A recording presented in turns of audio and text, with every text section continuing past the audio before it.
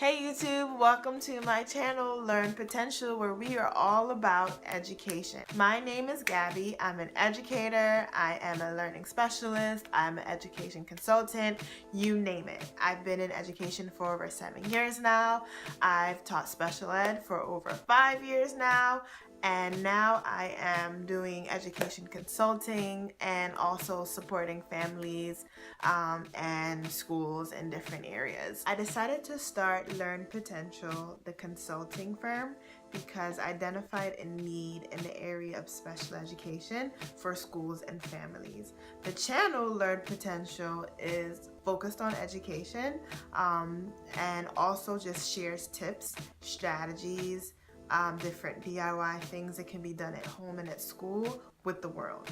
I get a lot of questions in regards to like, how can I help a struggling reader? How can I help my child who is having difficulty with math? So this channel is geared towards sharing ways to help. And you never know who may need it, and these are things you can apply like right away to help. Today's video is focused on the 10 biggest myths, 10 myths in special education. There's so many, but these 10 are the ones that we've all heard before, whether you're a teacher or a parent or a student who's been in special education, or a student who knows somebody that had special education services, or just a random person who just like, I heard that before. I'm going to debunk these myths and give you the truth. Let's get to it. Myth number 1. Special education students stay in separate classrooms. That is false. We're moving towards inclusive classrooms where students with all abilities, are in the same room learning the same content at the same time, and students who may need additional services or additional help either get those services in the classroom, or they'll pulled out for a number of maybe a half an hour or an hour or so forth to get those services. Students should not be spending their whole day separated just because they have an education plan.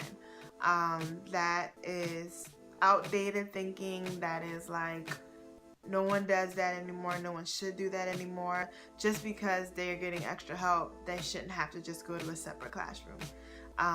So that is a myth. Myth number 2. Special education is for students with severe physical and intellectual disabilities. That is false. In fact, 35% of students in special education have what's called specific learning disabilities, and that is where you're having difficulties with the academic area, reading, math, so forth.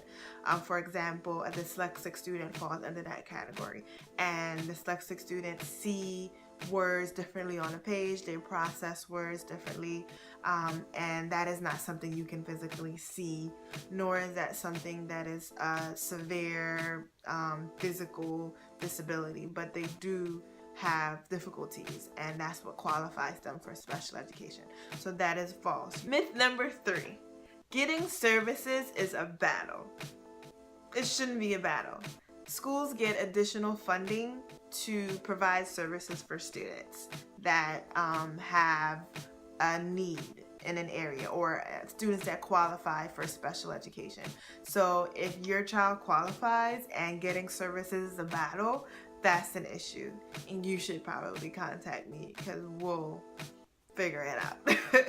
But that is definitely a myth. It should not be difficult getting services for the school, from your school, especially if your child is in need of those services. Myth number 4. Special education is a label forever.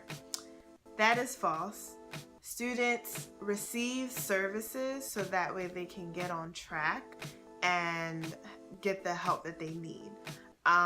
It should not be a label. We all learn differently, and some students progress at different rates. The purpose of special education is to provide your child the services so that they can close whatever gap happen between when they were struggling to when they got identified. It should not be something where you are not making any progress, so you're in it for years and years and years. If that is happening, then that means that the services that are being provided are not meeting the need of the child. So it is not a label, it is a service. Myth number 5, it's kind of funny. All students in special education are on ADHD medication. That's obviously false. Why would that? And even if a child has ADHD, there are parents who choose to medicate, choose not to medicate. You don't have to. It's a personal choice. And there are many students who function just fine without medication and do have ADHD. It is a personal choice. So, of course, that is false. Myth number 6, special education services are expensive. They shouldn't be. If you are a parent who has a child in a public school, charter school, or any type of school that receives public funding, and they have an education plan, it is mandatory that the school provides the services. So you shouldn't be spending money unless it's something outside that you choose to do additional for your child. So you shouldn't be spending money on a speech therapist if your child has an IEP that says they need a speech therapist and they're school age, of course. If you choose to get a tutor for your child, that's, your choice. However, there are reimbursements for parents and families who choose to get additional tutoring outside of school. If you want to know more about that, let me know. But no, special education services should not be expensive. Schools get additional funding to provide for students. Myth number 7, special ed students ride on the school bus, or I guess back in the day it's called the short bus or so forth. That is false. If your child has an education plan that requires they get busing, then you can get busing. If your school does not provide busing and your child does not need busing, does not automatically, just because they have an education plan, does not automatically mean they get busing. They have to have a reason why they need transportation. So don't assume just because they are, have an education plan that they just automatically get busing. It has to be something that is a need for them. Unless, of course, the school gives everybody busing. Myth number 8, special education students cannot participate in the same activities as others. That's false. As a teacher, most of my students were students with specific learning disabilities, and those are more academic focused. And they were in every sport imaginable, every activity imaginable, and they had no issues with participating.